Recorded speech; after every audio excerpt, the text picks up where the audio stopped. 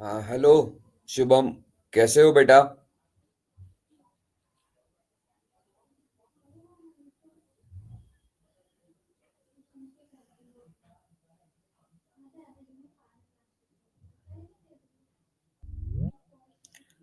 मैं भी ठीक हूँ। चल रहा है। आज हमारी क्लास में नया बच्चा ज्वाइन किया है। हरिशंकर। हाँ जी, हरि बेटा, कैसे हो आप?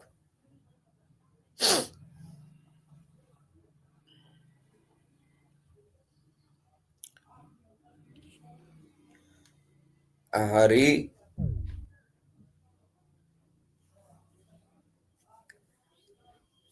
बेटा, आपको ये ऐप यूज करना आता है क्या?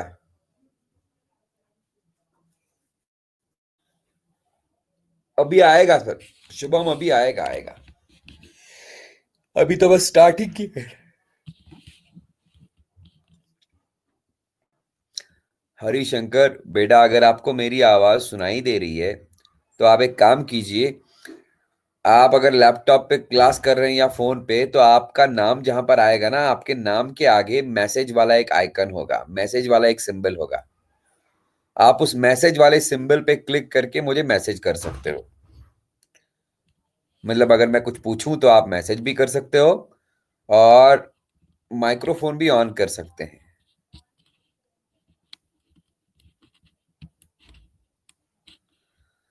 अब भाई, कई दिन का क्लास तुम लोग का छूट गया, तुम करते नहीं हो क्लास, हम क्या करें उसमें।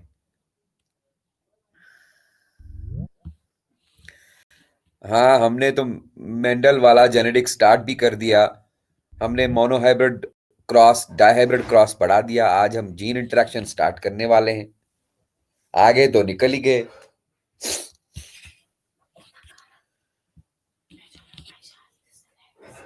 1 मिनट बेटा, 1 मिनट, में आवाज बंद कर रहा हूं, 1 मिनट।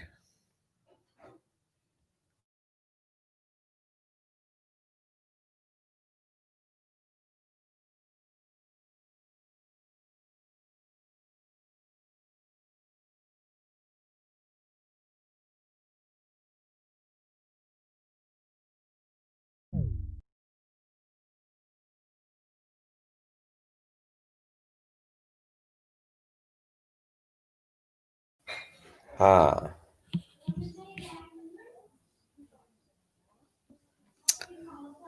सत्यांशु बेटा, गुड आफ्टरनून। कोचिंग ऑफलाइन कब होगा यार? ये तो जब गवर्नमेंट इजाजत देगी तब होगा ना। और सुनने में आया है गवर्नमेंट शायद 25 तारीख से बोल रही है। 25 नवंबर से शायद खोलने का सोच रहे हैं ऑफलाइन। हाँ, 28 से, वही वही। ये श्योर है क्या? सुनने में ऐसा आया है, पता नहीं। बस फिर 28 से ऑफलाइन होगा।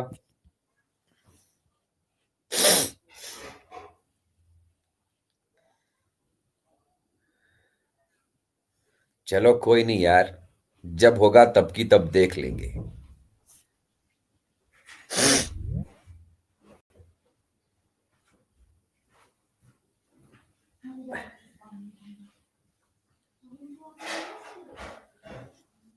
5 मिनट हम वेट करेंगे, देखते हैं कौन कौन ज्वाइन करेगा।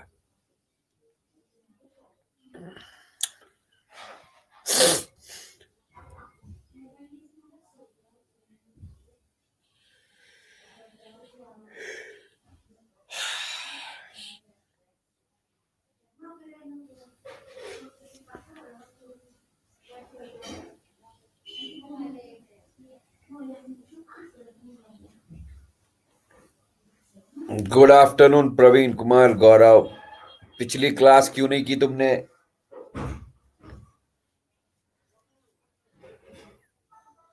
कहाँ थे?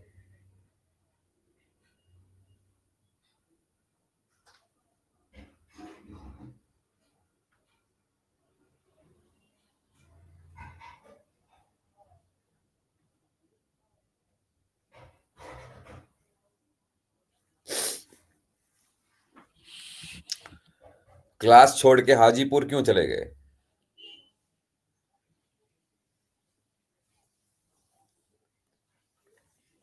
चलो फिर ठीक है। हाँ हरी बेटा, हम आपसे बात कर रहे थे। आपके नाम के आगे बेटा एक मैसेज का आइकन होगा, मैसेज का सिंबल होगा। आप उस मैसेज के सिंबल को क्लिक करके मुझे मैसेज कर सकते हो, अगर आपको मेरी आवाज सुनाई दे रही है तो।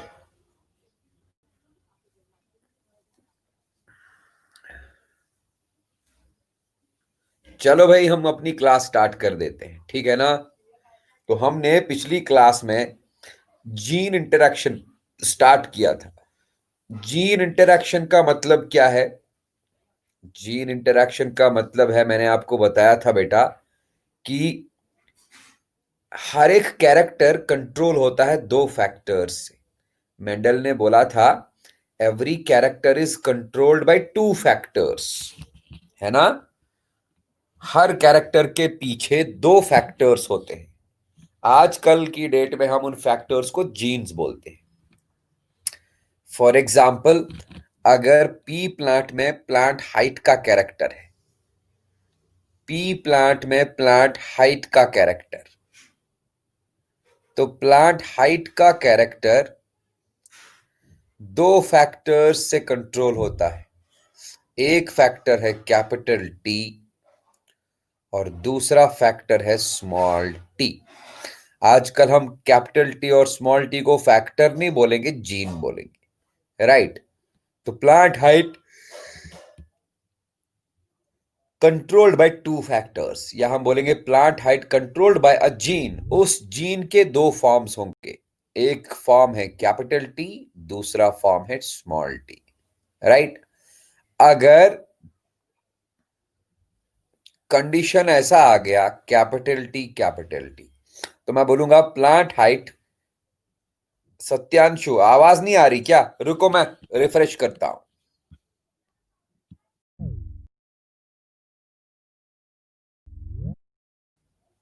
अभी देखो, अभी आवाज आ रही है क्या सत्यांशु?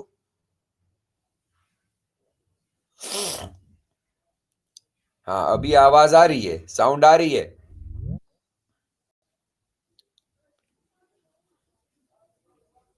बाकी लोगों को मेरी आवाज सुनाई दे रही है? बेटा तुम्हारा इंटरनेट कनेक्शन शायद वीक है।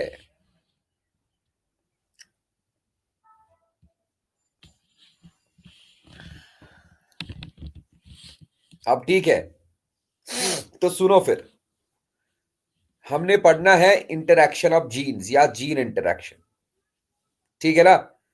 तो जीन इंटरैक्शन में पहला मैंने बताया इंट्राजीनिक इंटरैक्शन।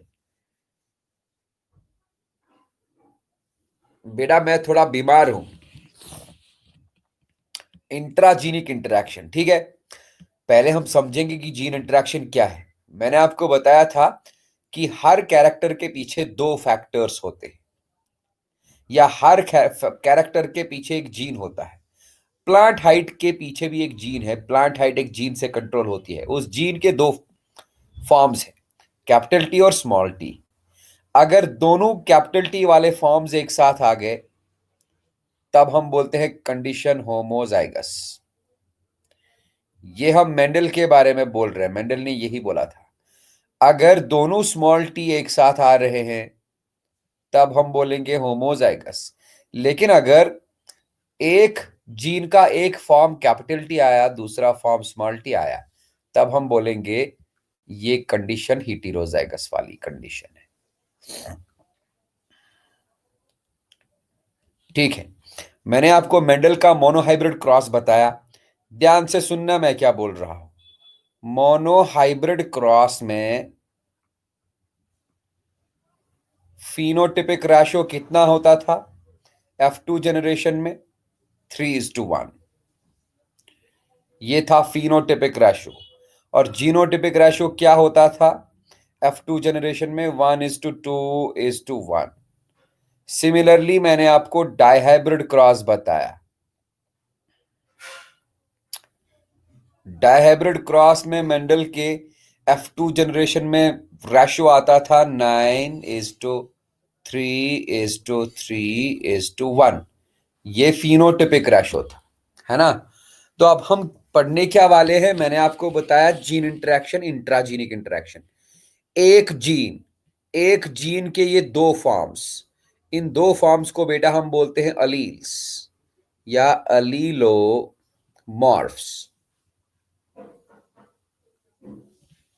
ये अलीलोमॉर्फ्स हैं। कौन से जीन के? उस जीन के जिस जीन से पी प्लांट में प्लांट हाइट कंट्रोल होती है। तो plant height in P plant is controlled by a gene. उस जीन के दो अलीलोमॉर्फ्स हैं। एक अलीलोमॉर्फ है कैपिटल टी, दूसरा अलीलोमॉर्फ है स्मॉल टी। अगर इन दो अलीलोमॉर्फ्स के बीच में कुछ इंटरेक्शन हो जाए जिससे ये रेशो बदल जाए और ये रेशो बदल जाए, मैं अंग्रेजी में लिखूंगा, if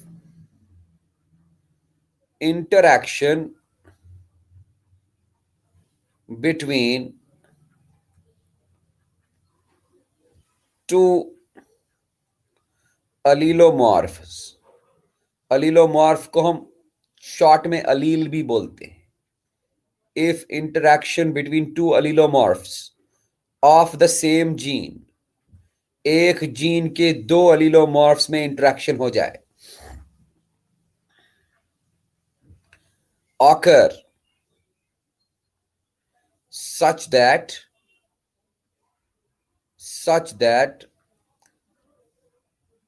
F2 phenotypic ratio, such that F2 phenotypic ratio is varied।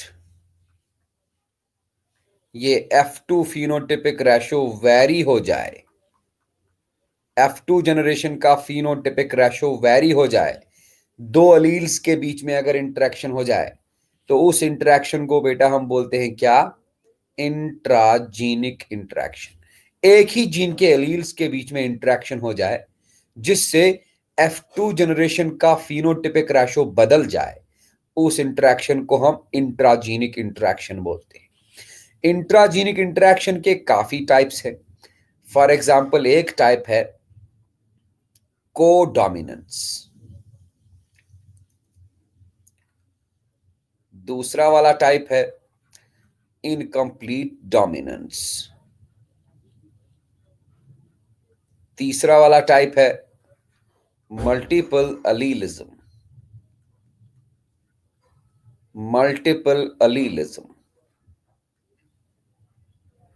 ठीक है ना? तो सबसे पहले हम स्टार्ट करेंगे codominance and incomplete dominance. Right, एक काम करो, आप इसका स्क्रीनशॉट ले लो, डन लिख दो, मैं आगे बढ़ूंगा।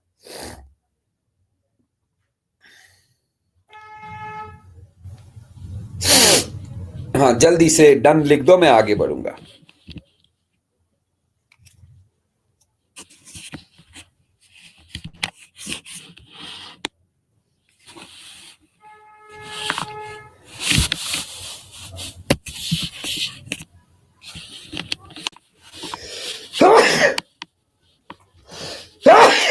अल्हम्दुलिल्लाह।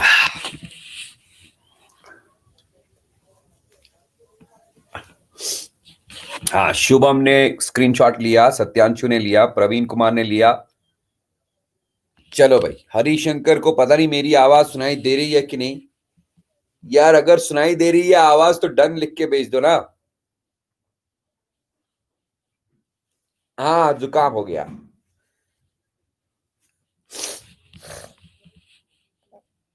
चलो हम आगे बढ़ते हैं अगले पेज पे।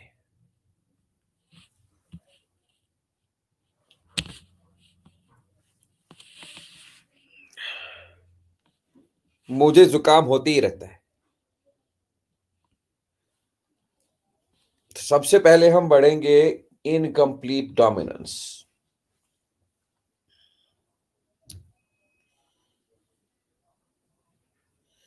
नहीं बेटा, मुझे एलर्जी होती है। Incomplete dominance.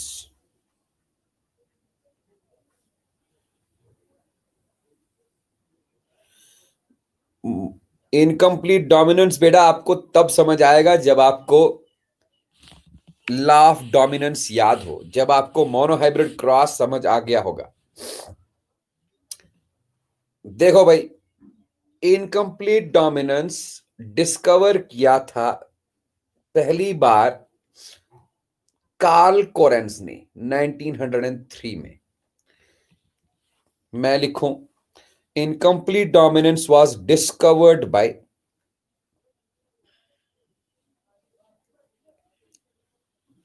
कार्ल कोरेंस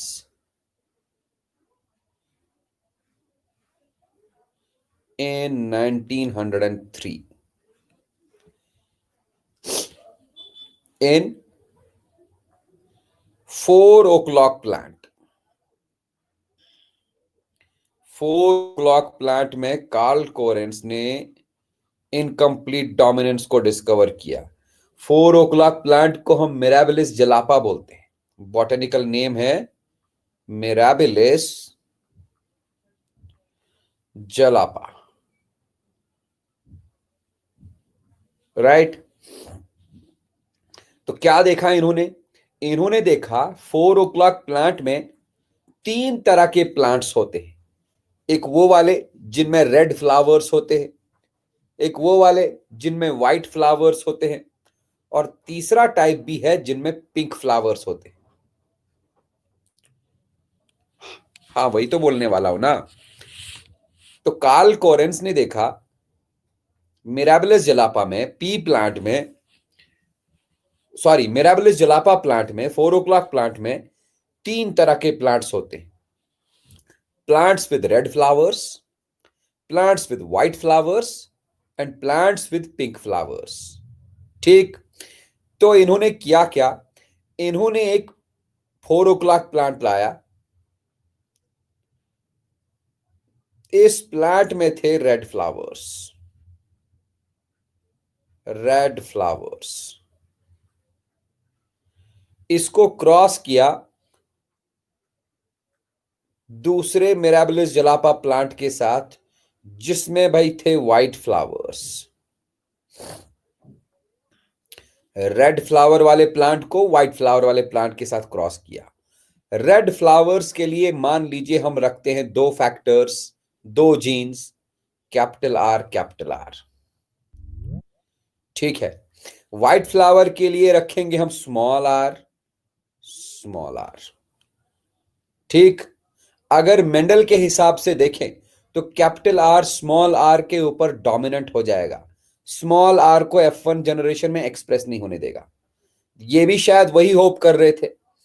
तो रेड फ्लावर से जितने भी गैमीट मिले रेड फ्लावर वाले प्लांट से, उन सब में कैपिटल आर था। व्हाइट फ्लावर वाले प्लांट से जितने भी गैमीट्स मिले उन सब में था स्मॉल आर। जब ये मेल गैमेट और फीमेल गैमेट फ्यूज हो गए तो F1 जनरेशन वाले प्लांट्स का जीनोटाइप कैसा आया? Capital are small R. तो मेंडल के हिसाब से ये होने कैसे चाहिए थे? According to Mendel they must be having red flowers, लेकिन इन सब प्लांट्स में पिंक फ्लावर्स थे। क्या थे? Pink flowers. ठीक है। अब देखिए, इन पिंक फ्लावर वाले प्लांट का सेल्फिंग करने दिया। सेल्फिंग बोले तो सेल्फ पॉलिनेशन। इनको बोला तुम सेल्फ पॉलिनेशन करो। पढ़ चुके हैं बेटा हम ये सारा। सेल्फ पॉलिनेशन मतलब पिंक फ्लावर वाले प्लांट से 2 तरह के मेल गैमीट्स निकलेंगे। 50% मेल गैमीट्स में कैपिटल आर होगा, 50% मेल गैमीट में small R. Similarly female gamete 2 types के निकलेंगे, कैपिटल आर वाले और स्मॉल आर वाले। तो मेल गैमेट यहां से, फीमेल गैमेट यहां से। हुआ क्या, अगर कैपिटल आर वाला फीमेल गैमेट कैपिटल आर वाले मेल गैमेट के साथ फ्यूज होगा तो कैपिटल आर जीनोटाइप। ये वाले प्लांट्स में red flowers, capital are small R वाला फ्यूज होगा तो कैपिटल आर स्मॉल आर। ये वाले प्लांट्स में पिंक फ्लावर्स, स्मॉल आर वाला फीमेल गैमेट कैपिटल आर वाले मेल गैमेट के साथ फ्यूज होगा तो कैपिटल आर स्मॉल आर, इनमें भी पिंक फ्लावर्स, और स्मॉल आर इनमें व्हाइट फ्लावर्स। तो रेड फ्लावर वाले प्लांट, पिंक फ्लावर वाले प्लांट और व्हाइट फ्लावर वाले प्लांट कितने निकले, रेड निकले एक, पिंक फ्लावर वाले दो निकले और व्हाइट फ्लावर वाला एक निकला। ये इनका बेटा फिनोटाइप रेशो, फिनोटाइपिक रेशो। हाँ, अगर इनका जीनोटाइपिक रेशो देखें तो रेड, रेड का जीनोटाइप क्या, capital R capital R. Pink का genotype capital are small R. White का जीनोटाइप स्मॉल आर। इनका जीनोटाइपिक रेशो भी यही, जीनोटाइपिक रेशो भी यही है। लेकिन मेंडल के केस में ऐसा नहीं होता था भाई। मेंडल के केस में क्या होता था, F1 जनरेशन वाले प्लांट्स में एक डोमिनेंट कैरेक्टर आता था। यहां पर देखिए, F1 जनरेशन में प्लांट्स निकले, उन प्लांट्स में मेंडल के हिसाब से होना चाहिए था रेड फ्लावर, रेड फ्लावर होना चाहिए था, क्योंकि कैपिटल आर मेंडल के हिसाब से कैपिटल आर स्मॉल आर के ऊपर डोमिनेंट होता। बट ऐसा हुआ नहीं। कैसे फ्लावर्स निकले, पिंक फ्लावर्स। तो कार्ल कोरेंस ने क्या कंक्लूड किया, कार्ल कोरेंस ने बोला जो कैपिटल आर है, कैपिटल आर स्मॉल आर के ऊपर कंप्लीटली डोमिनेंट नहीं है। कैपिटल आर स्मॉल आर को पूरी तरह से दबा नहीं पाता। Capital R shows incomplete dominance, incomplete dominance over small R. ठीक है, या स्मॉल आर कैपिटल आर से कंप्लीटली दब नहीं पाता। Small R is incompletely recessive, incompletely recessive to capital R. ठीक है, और F2 जनरेशन में जब प्लांट्स निकलेंगे, उस F2 जनरेशन वाले प्लांट्स का जीनोटिपिक रेशो और फिनोटिपिक रेशो सेम होगा। जीनोटिपिक रेशो इज 1:2:1 और फिनोटिपिक रेशो भी यही होगा। रेड वाला एक, 2 parts of the plants will be having pink flowers, और व्हाइट फ्लावर वाले प्लांट 1 पार्ट। ये था केस किसका, इनकम्प्लीट डोमिनेंस का। तो इनकम्प्लीट डोमिनेंस एक ऐसा प्रोसेस है जिसमें एक डोमिनेंट वाला फैक्टर, डोमिनेंट वाला अलील रिसेसिव वाले अलील को पूरी तरह से दबा नहीं पाता। यहां पर डोमिनेंट वाला अलील कौन सा है, कैपिटल आर। कैपिटल आर वाला अलील रिसेसिव वाला अलील को, मतलब स्मॉल आर को पूरी तरह से डोमिनेट नहीं कर पाता, या स्मॉल आर वाला अलील मतलब रिसेसिव वाला अलील कैपिटल आर वाले अलील मतलब डोमिनेंट वाले अलील से पूरी तरह से दब नहीं पाता। विद द रिजल्ट, ये जो रिसेसिव वाला अलील है, रिसेसिव वाला अलील अपना थोड़ा सा इफेक्ट दिखाएगा, अपना थोड़ा सा इफेक्ट दिखाएगा तो रेड कलर जो F1 जनरेशन में आने वाला था वो खत्म, क्योंकि रिसेसिव अलील अपना इफेक्ट दिखाएगा तो रेड वाले से ये इंटरफेयर करेगा, देयरफॉर रेड वाला फिनोटाइप बदल के पिंक फ्लावर्स दिखाएगा। और मैंने आपको पहले ही बताया, जीन इंटरेक्शन में बेटा F2 रेशो वेरी होता है, F2 रेशो बदल जाता है। लेकिन कौन सा F2 ratio, F2 phenotypic ratio बदल जाएगा। अगर मेंडल का देखा जाए तो यहां पर आना चाहिए था 3:1, लेकिन आया क्या, 1:2:1। बताओ समझ आया ये?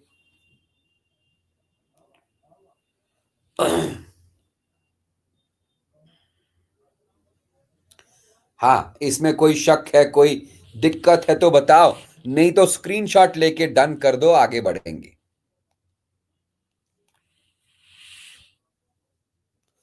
हाँ सत्यांशु बेटा, हरी, ठीक है, स्क्रीनशॉट लेके डन कर दो फिर। Okay done. क्या बात है, हरिशंकर मौर्य ने भी डन कर दिया, बहुत बढ़िया। आगे बढ़ेंगे।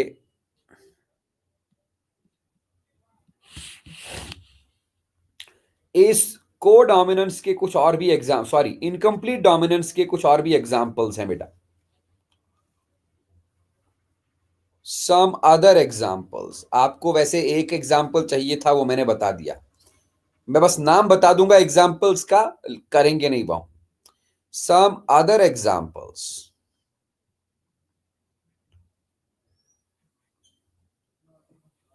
Of incomplete dominance.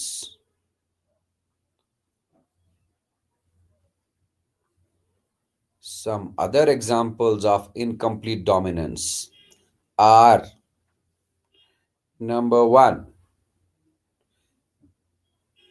Antirrhinum majus.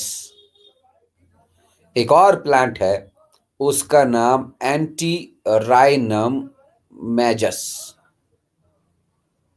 बेटा एंटीराइनम मैजस प्लांट को हम बोलते हैं डॉग फ्लावर प्लांट, या कॉमनली इसको बोलते हैं snap dragon plant. Snap dragon और डॉग फ्लावर, एंटीराइनम मैजस। इसमें भी इनकम्प्लीट डोमिनेंस देखने को मिलती है।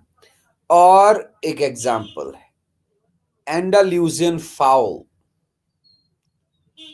एंडालूजियन फाउल, एंडालूजियन फाउल चिकन है, मुर्गे हैं, इनमें भी इनकम्प्लीट डोमिनेंस देखने को मिलती है।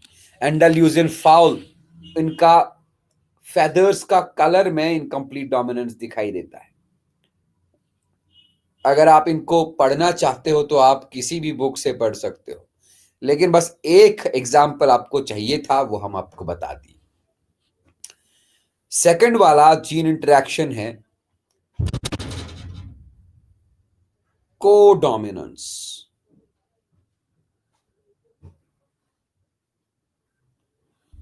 कोडोमिनेंस ये भी इनकम्प्लीट डोमिनेंस के जैसा ही। देखिए कोडोमिनेंस में हम क्या बताएंगे।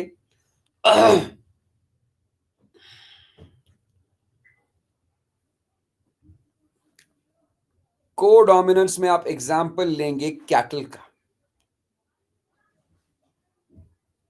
कैटल, कैटल समझते हैं, गाय, कैटल। चलिए मान लीजिए इस कैटल का रेड कलर का कोट होगा,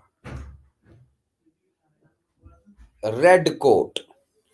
इसको हम सेक्सुअल इंटरकोर्स करा देंगे एक दूसरे कैटल से, एक दूसरे बैल से, जिसका कोट कलर होगा white, white coat colour. Red coat के लिए हम जीनोटाइप रखेंगे capital R, capital R, homozygous condition वाला जीनोटाइप। व्हाइट कोट के लिए हम जीनोटाइप रखेंगे स्मॉल आर, स्मॉल आर। तो मेंडल के हिसाब से क्या होगा, ये कैपिटल आर, स्मॉल आर सेपरेट हो जाएंगे। आवाज क्लियर नहीं आ रहा, एक मिनट में रिफ्रेश करता हूं।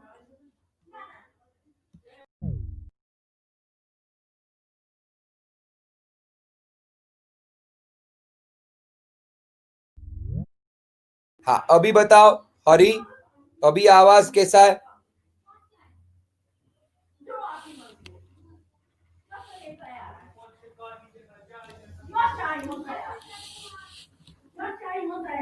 हाँ अभी आवाज कैसा आ रहा है?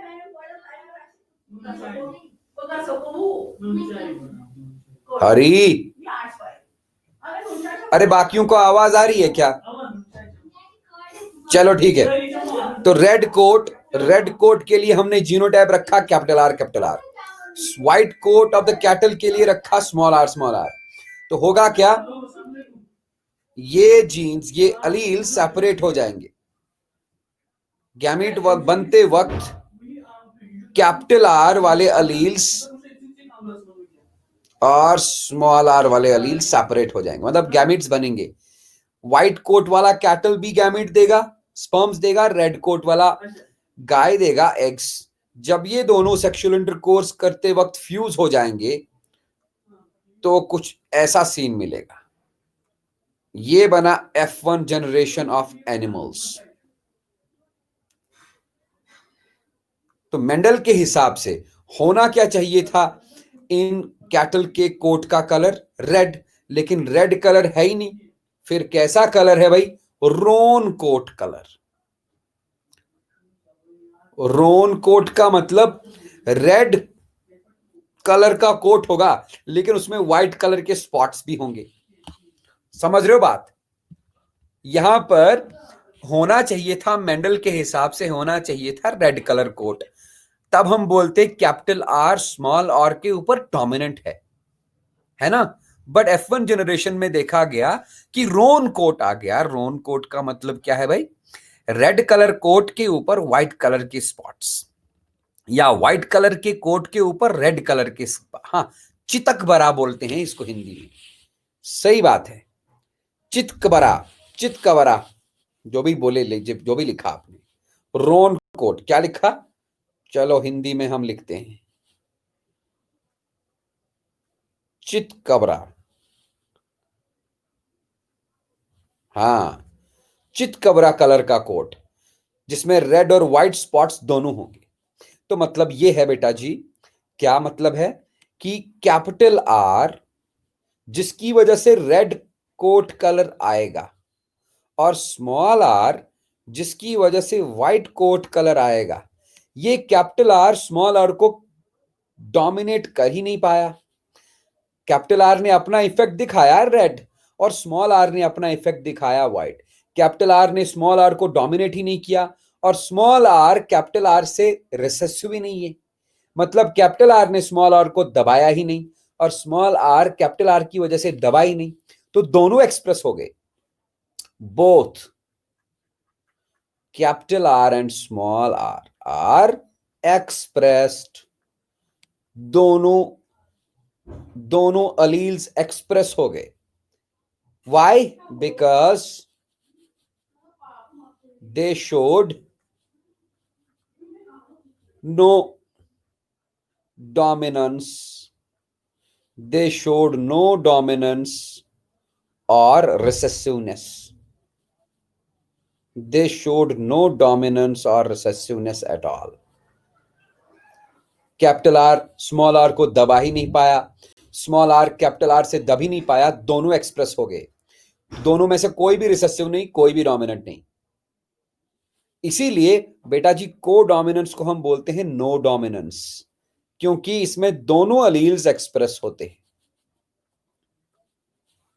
ठीक है, अब फिर से वही, जो F1 जनरेशन के कैटल हैं, जब वो बड़े हो गए तो उनको आपस में सेक्सुअल इंटरकोर्स करने दिया। हाँ, इसको हम एनिमल्स में सेल्फिंग नहीं बोलते, एनिमल्स में बोलते हैं इंटर क्रॉसिंग।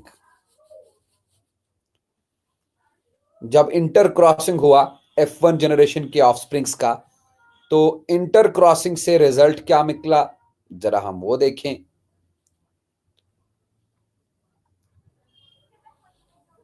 तो ये कैटल दो तरह के गैमीट्स बनाएंगे। जो बैल होंगे, बैल बनाएंगे half of the gametes containing capital R, half of the gametes containing small R. गाय बनाएगी gamete, half of the gametes containing capital R, half of the gametes containing small R. ये रहा मेल फीमेल। ठीक है, अगर capital R वाले gamete fuse हो गए तो red coat, capital are small R वाला गैमीट फ्यूज हो गया तो roan coat, capital are small R वाला फ्यूज हो गया तो रोन कोट, स्मॉल आर वाला फ्यूज हो गया तो व्हाइट कोट। तो मतलब यहां पर रेड कोट वाले कैटल, रोन कोट वाले कैटल और व्हाइट कोट वाले कैटल, ये प्रोड्यूस हुए, रेड वाला प्रोड्यूस हुआ एक, व्हाइट वाला प्रोड्यूस सॉरी रोन वाला प्रोड्यूस हुआ दो, व्हाइट वाला प्रोड्यूस हुआ एक। तो 1:2:1 रेशो। ये कौन सा रेशो होगा भाई? ये होगा अगेन फिनोटाइपिक रेशो। अब तुम बताओ, कोडोमिनेंस में भी मेंडल का फिनोटाइपिक रेशो बदल के 1:2:1 आ गया। और जीनोटाइपिक रेशो भी यही है। रेड के लिए जीनोटाइप कैपिटल आर, रोन के लिए genotype capital are small R, और व्हाइट के लिए genotype small R small are.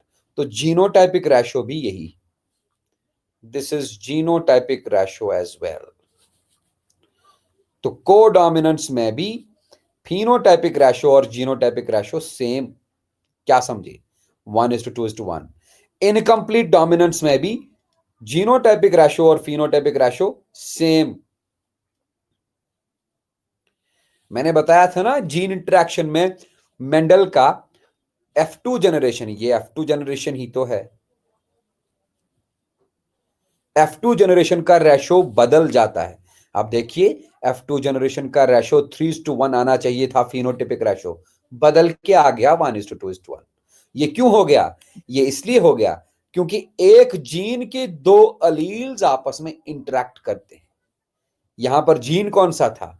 वो वाला जीन जिससे coat colour of the cattle control होता था। उस कोट कलर वाले जीन के दो अलील्स कैपिटल आर और स्मॉल आर आपस में इंटरेक्शन कर दिए, और तब जाके फिनोटाइप बदल गया, रोन कोट आ गया, और फिनोटाइपिक रेशो भी बदल गया F2 जनरेशन में, 1:2:1 आ गया। बताओ भाई, इसमें कोई दिक्कत है? कोई परेशानी नहीं है ना? तो स्क्रीनशॉट लेके डन लिख दो भाई जल्दी।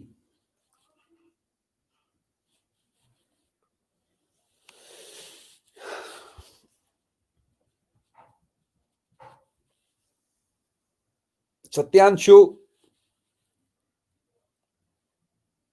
प्रवीण कुमार,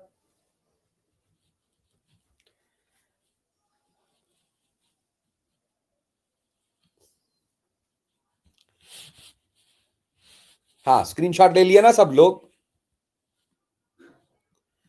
चलो ठीक है भाई, हम चलते हैं आगे। देखो, जब भी आपके इसमें आवाज नहीं आती है ना, या वीडियो अटक जाता है, तब सिर्फ और सिर्फ नेटवर्क का प्रॉब्लम होता है। मेरे यहां से अगर होगा तो मैं रिफ्रेश कर देता हूं, लॉग आउट लॉग इन कर देता हूं। आपके वहां से होगा तो आपके वहां से भी वही करिए, आप रिफ्रेश कर दीजिए या लॉग इन लॉग आउट कर दीजिए। ठीक है? अब देखो, हम तीसरा जीन इंटरेक्शन पढ़ते हैं जिसका नाम है मल्टीपल अलीलिज्म। बहुत ही इंटरेस्टिंग सा चीज है ये मल्टीपल अलीलिज्म।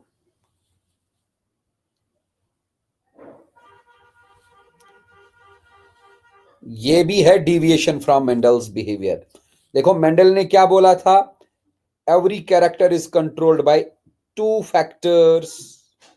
बट यहां कुछ सीन और है। मैं आपको डायरेक्ट एग्जाम्पल बताऊंगा, बाद में हम समझा देंगे। बताओ, इंसान में ब्लड ग्रुप्स कितने होते हैं? हाँ जी, पता है क्या ब्लड ग्रुप्स के बारे में?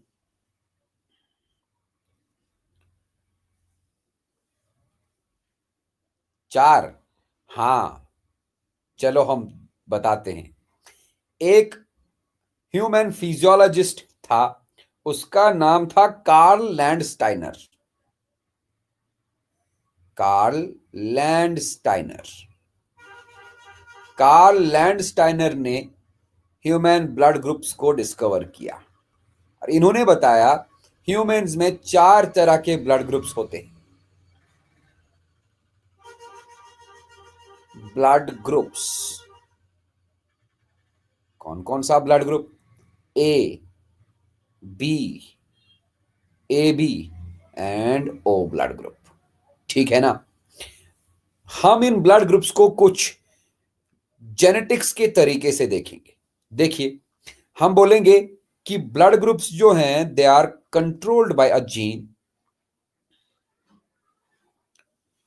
controlled by a gene known as I. Blood groups control होते हैं, बेटा वो बाद में देखेंगे। ब्लड ग्रुप्स कंट्रोल होते हैं एक जीन से, उस जीन का नाम है आई। ठीक है, तो मेंडल के हिसाब से इस आई जीन के कितने एलील्स होने चाहिए थे? मेंडल के हिसाब से आई जीन के कितने एलील्स होने चाहिए थे?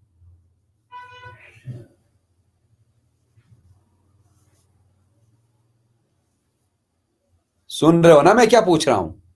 अरे नहीं, मेंडल के हिसाब से आई जीन के कितने अलील्स होने चाहिए थे? According to Mendel, I gene जो ब्लड ग्रुप्स को कंट्रोल करता है, it should have only 2 alleles. इसके पास 2 ही अलील्स होने चाहिए थे मेंडल के हिसाब से। लेकिन आप सुनिए बेटा, आई जीन के कितने अलील्स होते हैं? आई gene consists of allele IA. It is represented by allele IB and it is represented by allele small I. Small I भी लिखते हैं या I0। तो हम बोल सकते हैं कि वो वाला जीन जिससे ब्लड ग्रुप कंट्रोल होता है ह्यूमंस में, दैट इज आई जीन, इसके सिर्फ 2 अलील्स नहीं होते। It is represented by how many alleles? 3 alleles. But Mendel ने कितने बोला था? 2 ही बोला था, है ना? अब देखो, ये 3 अलील्स डिफरेंट कॉम्बिनेशंस में मिलके क्या बनाते हैं? अगर अलील आई ए और दूसरा अलील भी आई ए, होमोजाइगस कंडीशन है ये। अगर ये 2 अलील्स आए तो फिनोटाइप आएगा ब्लड ग्रुप ए। ब्लड ग्रुप ए। अगर अलील आई ए और दूसरा अलील आया स्मॉल आई, तब भी ब्लड ग्रुप आएगा ए। ऐसा क्यों? क्योंकि बेटा ये वाला अलील जो है ना आई ए, ये अलील स्मॉल आई अलील के ऊपर डोमिनेंट है। It is dominant over small आई।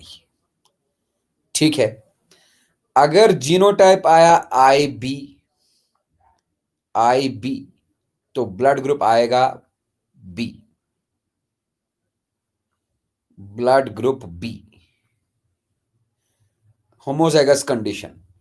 अगर जीनोटाइप आया आई बी स्मॉल आई, तो ब्लड ग्रुप आएगा बी।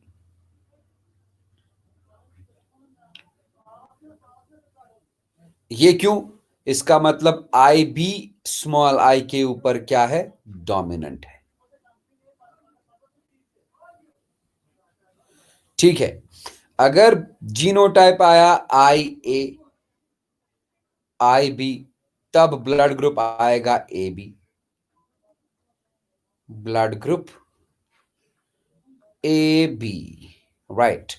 और अगर जीनोटाइप आया स्मॉल आई, तब ब्लड ग्रुप आएगा ओ। Blood group O. तो इस हिसाब से हमको पता चला कि ब्लड ग्रुप्स 1, 2, 3 और 4 ब्लड ग्रुप्स हैं, मतलब 4 फिनोटाइप्स। अलील्स कितने? 3 अलील्स। मैं बोलूंगा ये 3 अलील्स डिफरेंट कॉम्बिनेशंस में कंबाइन होते हैं और 4 फिनोटाइप्स बनाते हैं। जिन कॉम्बिनेशंस में ये कंबाइन होंगे उन कॉम्बिनेशंस को हम जीनोटाइप्स बोलते हैं। बताओ कितने जीनोटाइप है? पहला जीनोटाइप आई ए, दूसरा genotype I A small I, तीसरा जीनोटाइप आई बी, चौथा genotype I B small I, पांचवा जीनोटाइप आई बी और छठा जीनोटाइप स्मॉल आई। 4, 5, 6। तो टोटल कितने जीनोटाइप्स बनेंगे? 6 जीनोटाइप्स।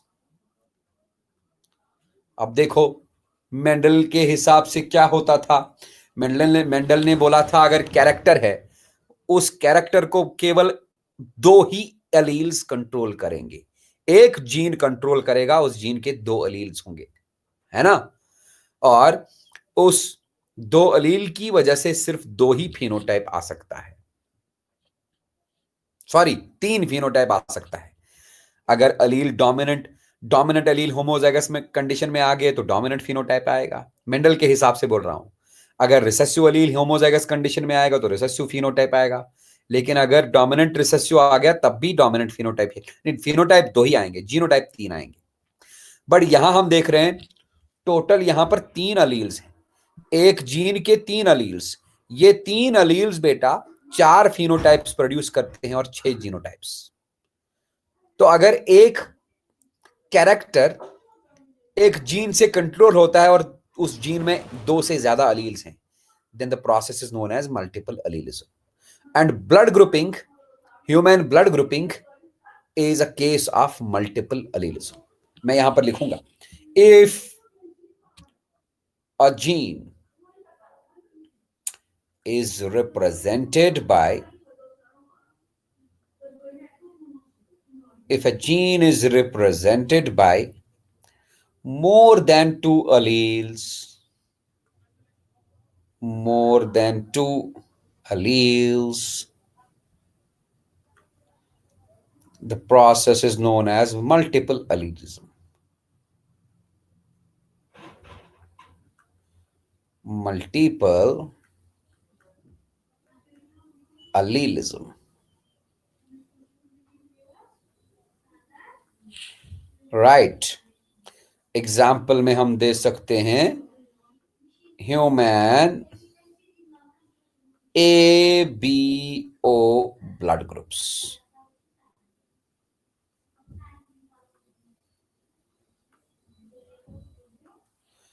इतना क्लियर है?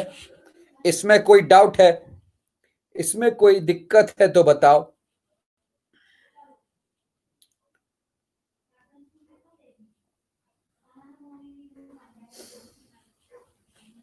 नहीं है ना? अच्छा, इसमें एक और इंपॉर्टेंट बात मैं बोलने वाला, ध्यान से देखियो। मैं कुछ इंपॉर्टेंट चीज बोलने वाला।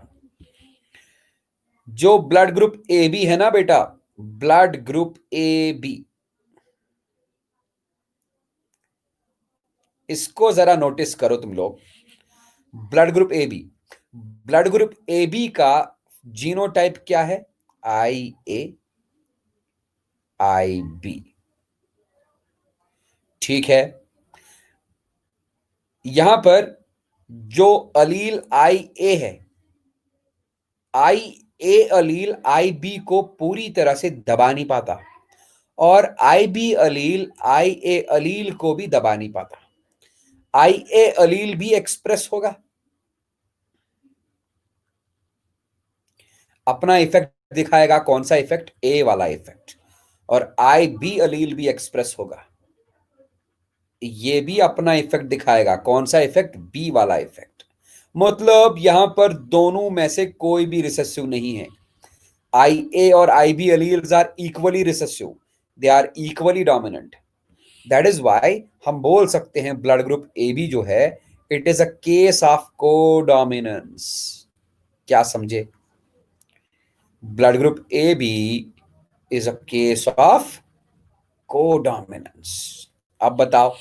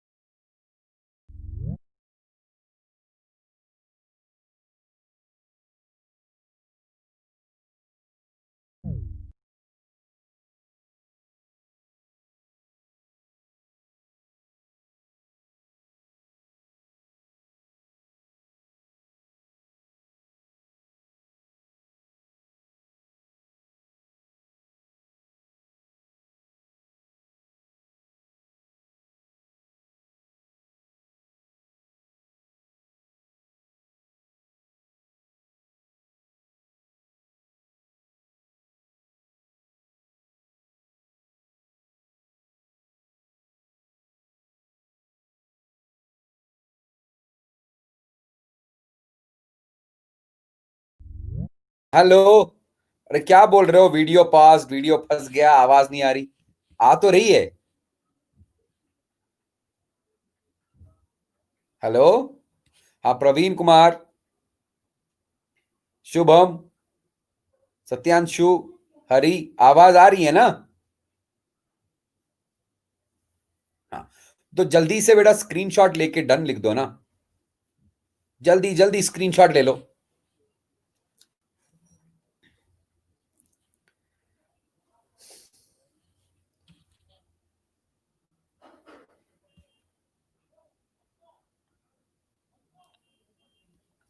हरी बेटा स्क्रीनशॉट ले लिए?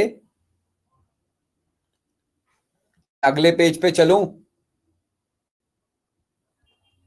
चलो चल ही जाते हैं। अच्छा,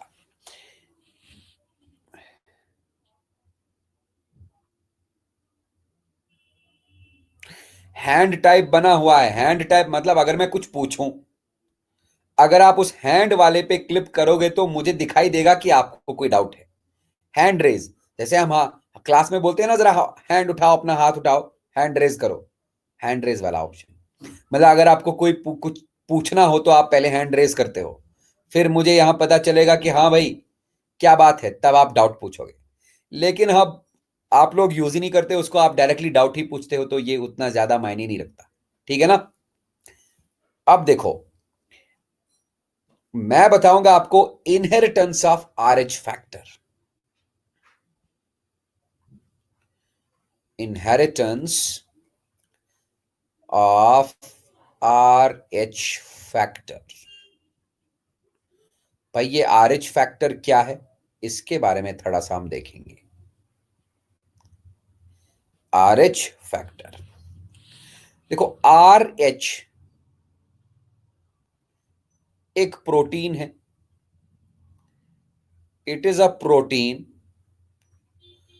present on surface of RBCs.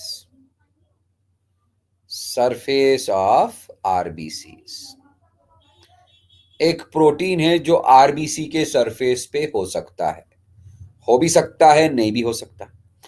थोड़ा सा आपको अच्छे से समझाऊंगा।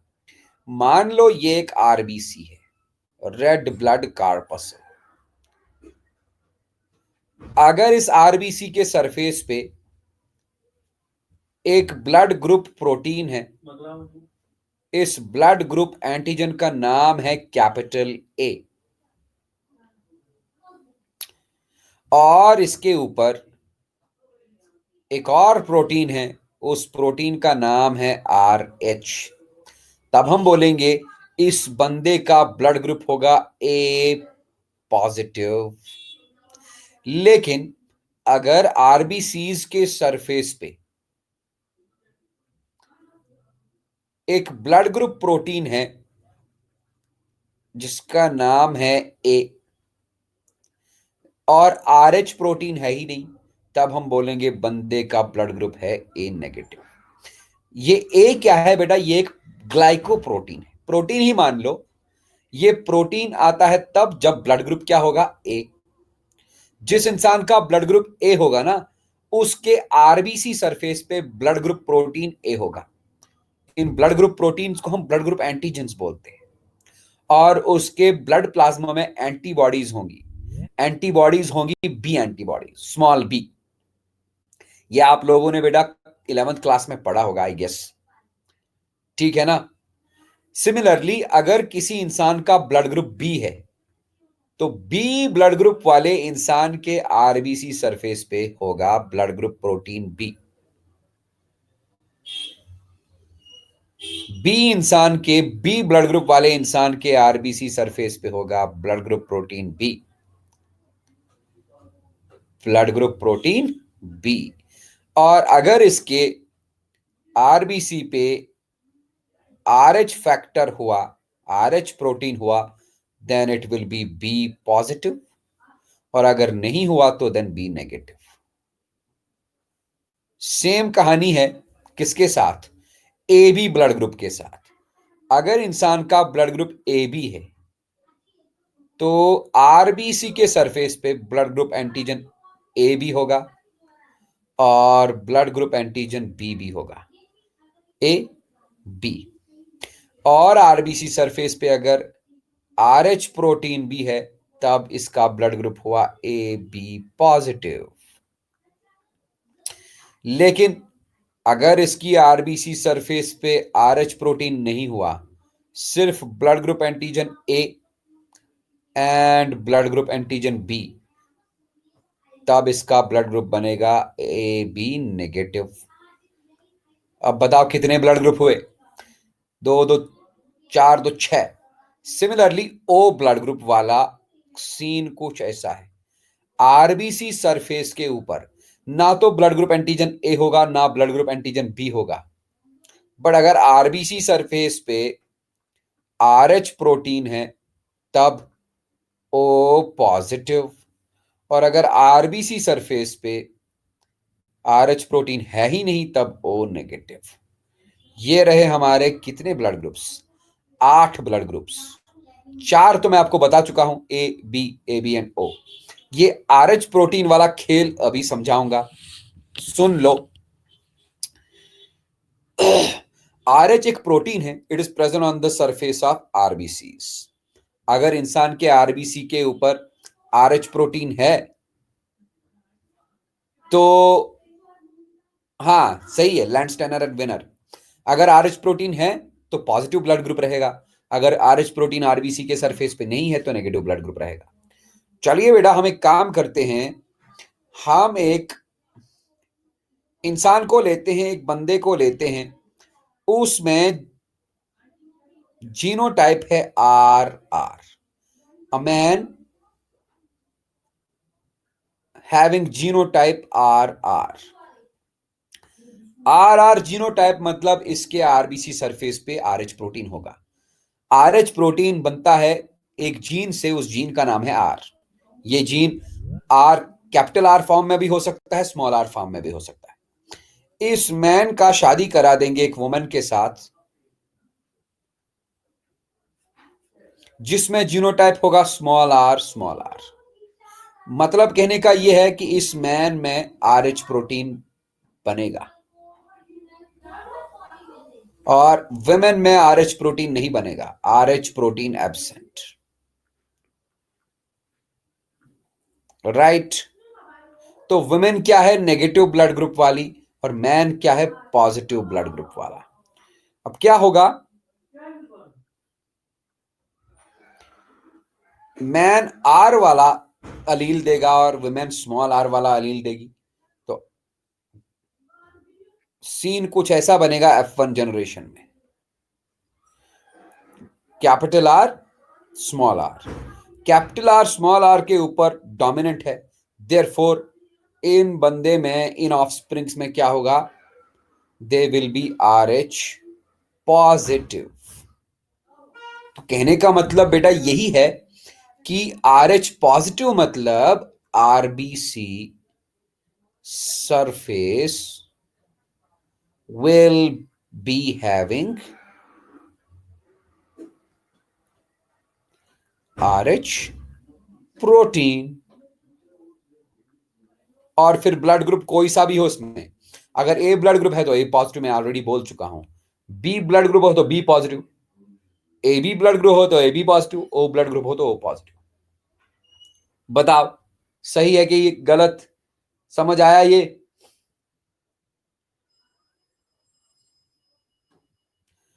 समझ आया ना? इसमें कोई प्रॉब्लम, कोई परेशानी नहीं आया? ये समझ नहीं आया शुभम?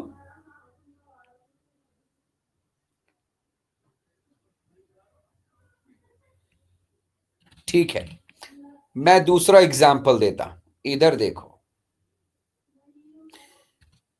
एक मैन है, मैन इज नेगेटिव, इसका ब्लड ग्रुप नेगेटिव है। ए नेगेटिव हो सकता है, बी नेगेटिव हो सकता है, ए बी नेगेटिव हो सकता है। इस मैन ने शादी की एक वुमेन से, इसका ब्लड ग्रुप बी नेगेटिव है।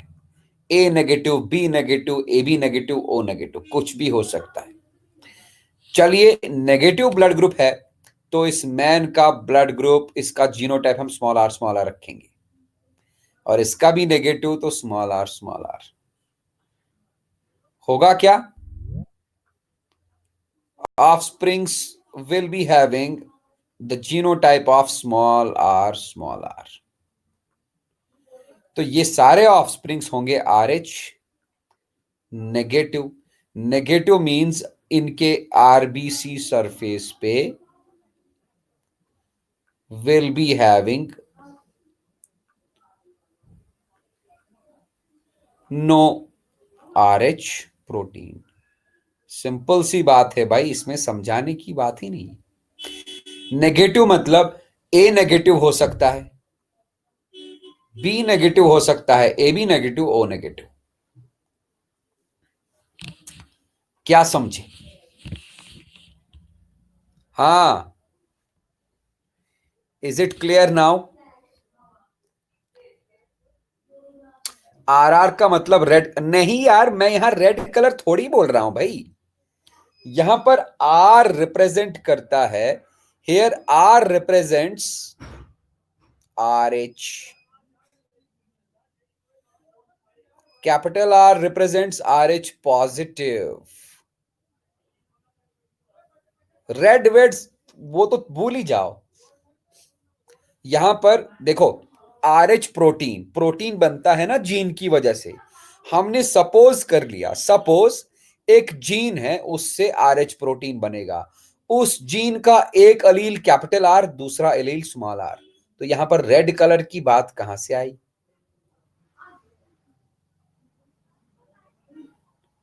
समझ गए प्रवीण? यहां पर आर एच प्रोटीन अगर है तो capital R genotype, are H protein नहीं है तो स्मॉल आर। देखो ये मैंने लिखा ना मैन, मैन में स्मॉल आर, मतलब ये होगा आर एच नेगेटिव। वुमेन में स्मॉल आर, मतलब ये होगी आर एच नेगेटिव। अगर मैं लिखूंगा कैपिटल आर स्मॉल आर, ये मैन होगा आर एच पॉजिटिव, क्योंकि इसमें कैपिटल आर है, कैपिटल आर स्मॉल आर को डोमिनेट करेगा तो आर एच पॉजिटिव, इसमें आर एच प्रोटीन बनेगा आरबीसी सरफेस के ऊपर। नहीं नहीं, रेड तो भूल ही जाओ। रेड हमने रोन कोट और वहां रेड को कैटल में बोला था यार, अभी तो हम आदमी बोल रहे हैं भाई। कमाल है भाई।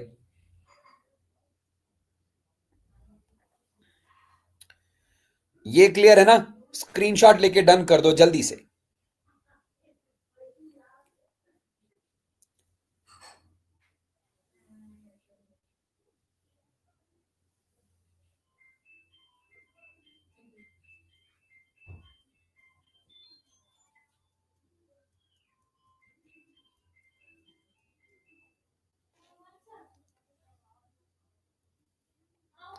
हाँ, हरी ने ले लिया, प्रवीण ने ले लिया, शुभम ने ले लिया, सत्यांशु पता नहीं कहां चला गया। चलो भाई नया page.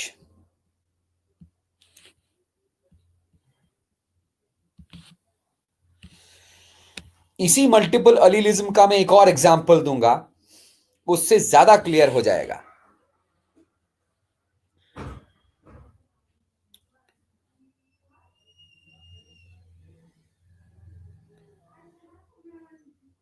Coat colour in rabbit,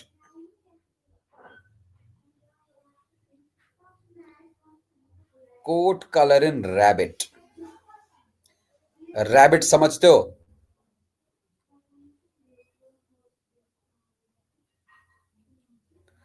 rabbit क्या है? हाँ, खरगोश। Coat colour in rabbit, yes. Coat colour in rabbit is controlled by how many alleles? अब देखो, coat colour in rabbit is controlled bye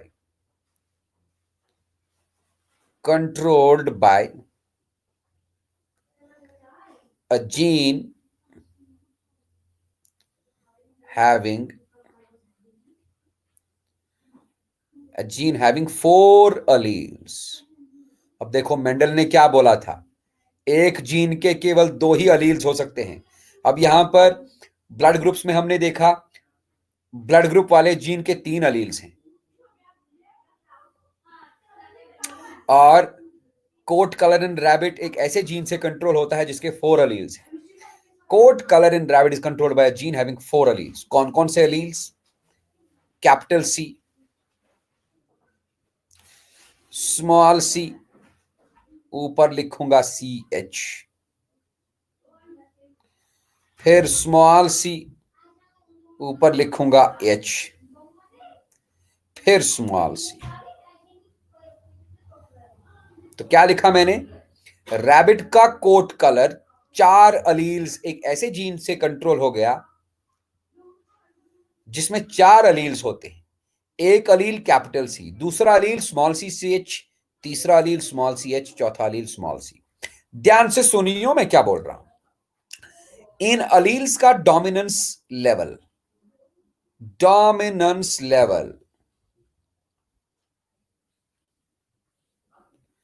is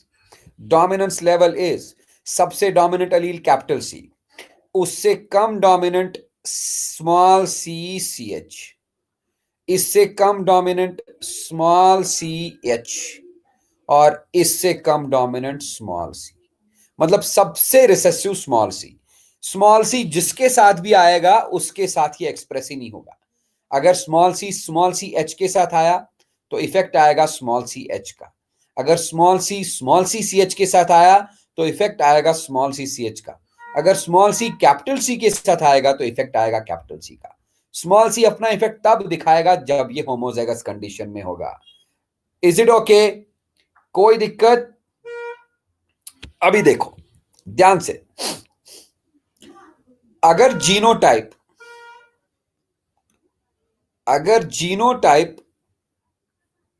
ऐसा आया, कैपिटल सी, फिर capital C, small C H, फिर capital C, small C H, and capital C, small C. ये चारों के चारों जीनोटाइप्स एक ही फिनोटाइप दिखाएंगे, एंड दैट फिनोटाइप इज, एक मिनट, that phenotype is wild grey colour.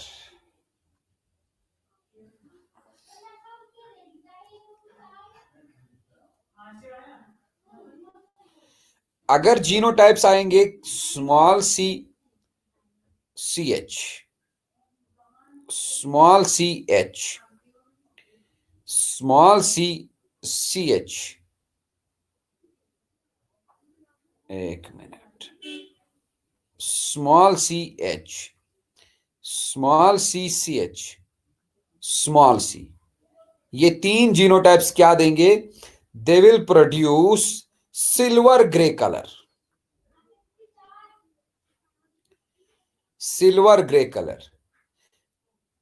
अगर जीनोटाइप आया small C H, small C H, small C H, and small C, in 2 genotypes की वजह से आएगा हिमालयन कलर या लाइट ग्रे। मुझे लिखने दो, मैं समझा दूंगा। और अगर जीनोटाइप आया लास्ट में क्या? Small C, if the genotype is small c, the color will be albino color. Wild grey को बेटा हम एगाउटी कलर भी बोलते हैं।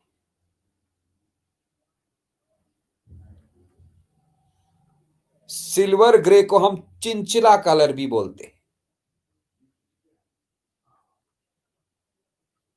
लाइट ग्रे को हम लाइट ग्रे ही बोलेंगे।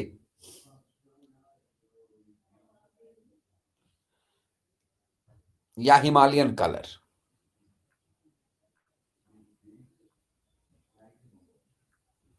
And albino is albino. तो कहने का मतलब बेटा ये है कि जो रैबिट होगा, रैबिट का कोट कलर एक जीन से कंट्रोल होता है।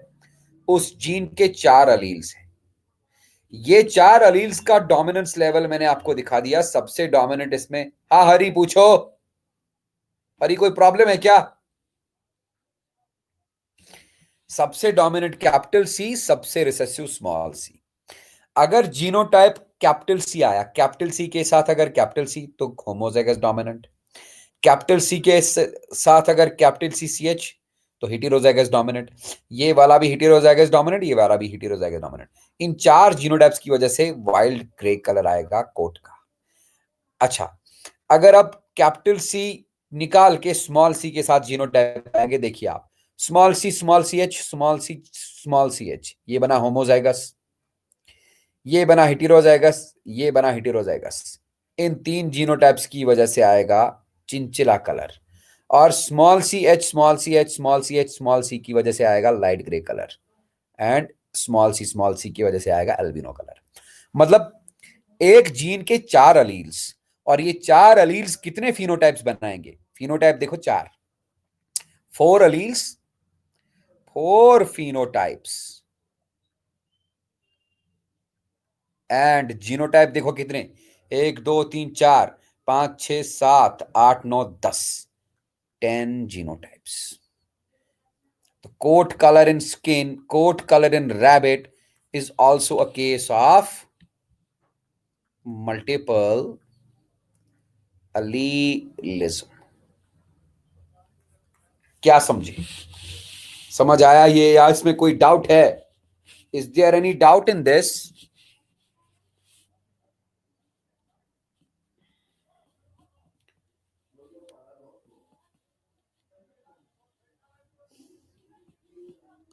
तो स्क्रीनशॉट लेके डन कर दो।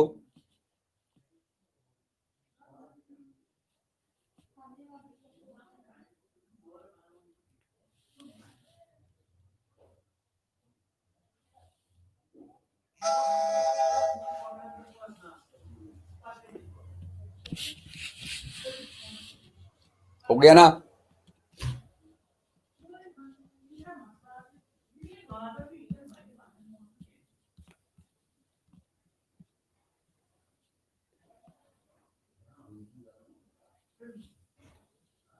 क्या जीनोटाइप? फिर से कौन सा जीनोटाइप? हाँ प्रवीण, कौन सा जीनोटाइप? अरे भाई देखो ना जीनोटाइप, तुम कितना देखो, कैपिटल सी के साथ, कैपिटल सी के साथ तुम इन तीनों को मिला दो, तो कैपिटल सी तो रहेगा ही। फिर इन तीनों को मिला दो, कैपिटल सी के साथ सी सी एच को मिला दो, बनेगा दूसरा जीनोटाइप। अल्हम्दुलिल्लाह। कैपिटल सी के साथ सी एच को मिला दो, कैपिटल सी के साथ स्मॉल सी को मिला दो, 4 जीनोटाइप हो गए। इस 4 जीनोटाइप की वजह से वाइल्ड ग्रे कोट कलर आएगा खरगोश में।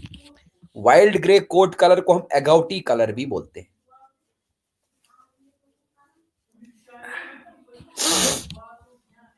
फिर देखो, ये काट दो तो बचा ये सी सी एच, सी सी एच, सी सी एच बना एक जीनोटाइप। अब सी सी एच के साथ इन दोनों को मिला दो, तो दूसरा बनेगा सी सी एच सी एच, ये रहा। और तीसरा बनेगा सी सी एच सी, ये रहा। इन 3 जीनोटाइप्स की वजह से आएगा सिल्वर ग्रे कोट कलर, जिसको हम चिंचिला कलर भी बोलते हैं। फिर सी सी एच निकाल दो, बचा C H, C H, C H, ये रहा एक। और सी एच के साथ सी मिला दो तो दूसरा जीनोटाइप। इनसे लाइट ग्रे कलर आएगा, जिसको हम हिमालयन कलर भी बोलते हैं। और लास्ट में इन तीनों को निकालो तो बचा ये। इसको होमोजाइगस कंडीशन में डालोगे तो एल्बिनो कलर आएगा। अब क्लियर है ना? स्क्रीनशॉट तो ले ही लिए होगे। अभी देखो, ये था हमारा जीन इंटरेक्शन का पहला type, that is intragenic interaction. अभी हम स्टार्ट करेंगे दूसरा वाला, that is intergenic interaction, intergenic interaction. ध्यान से सुनिएगा, पहले मैं इसको एक्सप्लेन करूंगा, बाद में टाइप्स बताऊंगा। बताओ जीन्स कहां पर होते हैं? Where are genes located?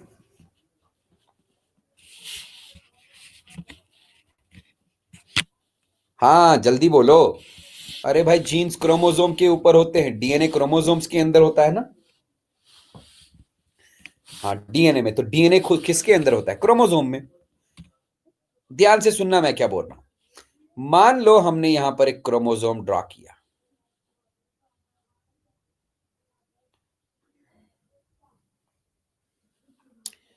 Let this is a chromosome, और ये रहा इस क्रोमोसोम का पार्टनर। मतलब अगर मैं बोलूंगा एक सेल डिप्लॉयड है, एक लिविंग ऑर्गेनिज्म डिप्लॉयड है, तो डिप्लॉयड का मतलब उसके क्रोमोसोम्स पेयर्स में होंगे। तो ये रहा एक homologous pair, homologous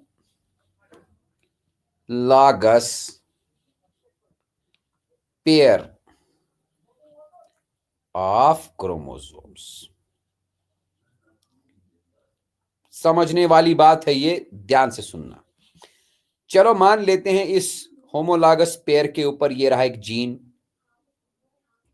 capital A अलील है। इस कैपिटल ए अलील का दूसरा पार्टनर स्मॉल ए, तो ये बना एक जीनोटाइप। क्या समझे? ये जीनोटाइप बना कैपिटल ए स्मॉल ए। कौन सा कंडीशन होगा ये?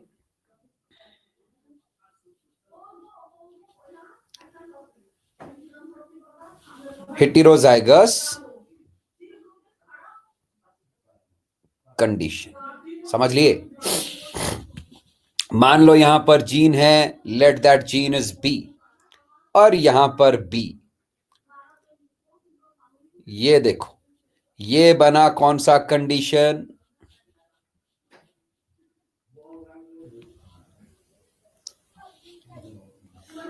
Homozygous condition. ठीक है ना? कहने का मतलब ये है कि ये जो मैंने यहां पर कैपिटल ए स्मॉल ए बनाया, ये एक जीन है बेटा। इस जीन के दो अलील्स, और दोनों अलील्स कौन से कंडीशन में? हेटेरोजाइगस कंडीशन में। सिमिलरली ये वाला भी एक जीन है, इस जीन के दो अलील्स कौन से कंडीशन में? होमोजाइगस कंडीशन में। ये जो आप अभी तक मैंने तुम लोग को पढ़ाया ना बेटा, ये उसका मेन मतलब कंक्लूजन है। अगर एक जीन के दो अलील्स हैं, उस जीन के दो अलील्स दो क्रोमोसोम्स पे होंगे। दो क्रोमोसोम्स मतलब एक क्रोमोसोम की जोड़ी को हम होमोलॉगस क्रोमोसोम बोलते हैं। एक होमोलॉगस क्रोमोसोमल पेयर पे एक जीन होता है। उस जीन के दो अलील्स, उस जीन के दो अलील्स पेयर के अलग अलग पार्टनर्स पे होंगे। ये होमोलॉगस क्रोमोसोम पेयर है। एक पेयर के एक मेंबर पे इस जीन का एक अलील, और पेयर के दूसरे मेंबर पे जीन का दूसरा अलील। पेयर के एक मेंबर पे जीन का एक अलील और दूसरे मेंबर पे जीन का दूसरा अलील। क्या समझे? अगर एक जीन के चार अलील्स होंगे, तो वो चार अलील्स बिल्कुल इसी तरह आधे अलील्स क्रोमोसोम पेयर के एक मेंबर पे होंगे, तो आधे अलील्स क्रोमोसोम पेयर के दूसरे मेंबर पे होंगे। क्या समझे? ठीक है ना? अब देखो, अगर इस जीन में दो अलील्स हैं, ध्यान से सुनना, ये जो ये वाला जीन है ना, ये वाला जीन, इसके दो अलील्स हैं। इन दो अलील्स के बीच में आपस में इंटरेक्शन हो गया, कैपिटल ए और स्मॉल ए में इंटरेक्शन हो गया। इस इंटरेक्शन को बेटा हम क्या बोलेंगे? इंट्राजीनिक इंटरेक्शन, क्योंकि एक ही जीन के दो अलील्स। सिमिलरली इस कैपिटल बी और कैपिटल बी में इंटरेक्शन हो गया। ये एक जीन के दो अलील्स हैं, इनमें इंटरेक्शन हो गया तो ये भी क्या है, इंट्राजीनिक इंटरेक्शन। इंट्रा, मैं लिख रहा हूं, इंट्राजीनिक। इंट्राजीनिक इंटरेक्शन को बेटा हम इंटर अलीलिक इंटरेक्शन भी बोलते हैं, इंटर अलीलिक।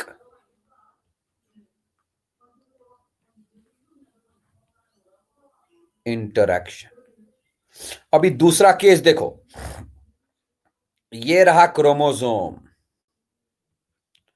ये रहा इस क्रोमोसोम का दूसरा पेयर पार्टनर। अगर यहां पर जीन है ए, इस ए का दूसरा अलील होगा यहां पर, तो ये बन गया एक जीन। मान लो यहां पर दूसरा जीन है, चलो इस जीन का नाम है जेड, जेड का दूसरा अलील यहां पर, ये रहा अलील जीन। ध्यान से सुनना, अगर इस जीन का अलील ए और इस जीन का अलील जेड आपस में इंटरेक्शन करे, एक दूसरे के इफेक्ट को ये छेड़े, इंटरफेयर करे, तो ऐसी वाली इंटरेक्शन को बेटा हम बोलेंगे इंट्राजीनिक। देखो ये एक जीन और दूसरे दो अलग अलग जीन्स में इंटरेक्शन हो रही है, दिस इज व्हाट, इंट्राजीनिक इंटरेक्शन। तुम लोग समझ रहे हो ना? अगर इंटरेक्शन हो रही है दो अलग अलग जीन्स में, उनके अलील्स में, then the interaction is intragenic interaction. लेकिन अगर इंटरेक्शन हो रही है एक ही जीन के दो अलील्स में, दिस इंटरेक्शन इज इंटरजीनिक इंटरेक्शन। देखो तीसरा केस, यहां पर एक क्रोमोसोमल पेयर है,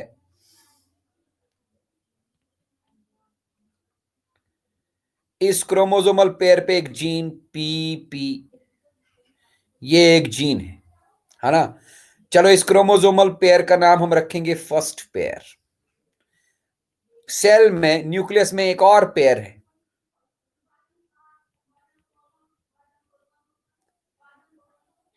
ठीक है। चलिए ये 31st पेयर है, 31st पेयर। मान लो यहां पर एक जीन है, इस जीन का नाम है 1, या इस जीन का नाम है Q, नहीं, चलिए इस जीन का नाम है X, तो ये रहा इसका दूसरा पार्टनर, ये जीन है। अगर इस क्रोमोसोम के जीन के P अलील में और इस क्रोमोसोम के जीन के X अलील में इंटरेक्शन हो गया, तो ये वाला इंटरेक्शन भी कौन सा है, इंट्राजीनिक इंटरेक्शन। तो हमने क्या सीखा बेटा, intragenic interaction is that gene interaction in which two alleles of different, आपकी किताबों पे लिखा होता है डिफरेंट जीन लोकस, लोकस मतलब जगह, लोकस मतलब पॉइंट। देखो इस जीन का लोकस और इस जीन का लोकस, ए वाले जीन का लोकस और जेड जीन का लोकस देखो अलग अलग जगह। जीन लोकस डिफरेंट होगा तो जीन भी डिफरेंट होगा। पी जीन का लोकस देखो chromosome number first, X gene का लोकस देखो क्रोमोसोम नंबर 31st। तो ऐसा gene interaction in which two alleles of different gene locus interact and alter, alter मतलब चेंज कर देंगे, ऑल्टर ईच अदर्स इफेक्ट, एक दूसरे के इफेक्ट को चेंज करेंगे। ऐसे जीन इंटरेक्शन को हम क्या बोलेंगे, इंट्राजीनिक इंटरेक्शन। ये बताओ समझ आया? इंटरजीनिक इंटरेक्शन में एक ही जीन के दो अलील्स, एक जीन लोकस के दो अलील्स आपस में इंटरैक्ट करते थे, लेकिन इंट्राजीनिक इंटरेक्शन में दो अलग अलग जीन लोकस के अलील्स आपस में इंटरैक्ट करेंगे। ये जीन लोकस अलग अलग क्रोमोसोम्स पे भी हो सकता है, सेम क्रोमोसोम पे भी हो सकता है। क्या समझे? इंटरजीनिक इंटरेक्शन में एक ही क्रोमोसोम के ऊपर एक ही जीन लोकस के दो अलील्स आपस में इंटरैक्ट करेंगे। इंट्राजीनिक जीन इंटरेक्शन में दो जीन लोकस, ये जीन लोकस सेम क्रोमोसोम पे हो सकते हैं या डिफरेंट क्रोमोसोम्स पे भी हो सकते हैं, उनके एलील्स आपस में इंटरेक्ट करेंगे। देखो दूसरी बात, मान लो ये वाला जीन, ए वाला जीन लोकस, ये कंट्रोल करता है, let it controls flower colour, suppose ये फ्लावर कलर को कंट्रोल करता है, और सपोज ये जेड वाला जीन सीड शेप को कंट्रोल करेगा। देखो कितने अलग अलग जीन्स हैं, लेकिन जब सीड शेप वाला जीन फ्लावर कलर वाले जीन से, इनके एलील्स आपस में इंटरेक्ट करेंगे तो ये एक दूसरे के इफेक्ट को बदल देंगे। ये है इंट्राजीनिक इंटरेक्शन। बट इंटरजीनिक इंटरेक्शन में क्या था, एक जीन के दो अलील्स, ये दो अलील्स एक ही कैरेक्टर को कंट्रोल करते थे। क्या समझे? बताओ, ये समझ आ रहा है ना? हाँ, जल्दी से इसका स्क्रीनशॉट लेके डन कर दो, इसको हम आगे वाली क्लास में कंटिन्यू कर देंगे। स्क्रीनशॉट लेके डन कर दो, आगे वाली क्लास में कंटिन्यू कर देंगे। हमारा टाइम खत्म होने वाला है, दूसरी क्लास भी करनी है ना। चंद्रभान बेटा अभी ज्वाइन किए इतना लेट का है बेटा? हाँ, चलो मिलते हैं बेटा अगली क्लास में अपने नए वाले टॉपिक के साथ, दैट इज इंटरजीनिक इंटरेक्शन। उसमें हम काफी सारी चीजें सीखेंगे। तब तक के लिए ओके बेटा, गुड बाय, खुदा हाफिज।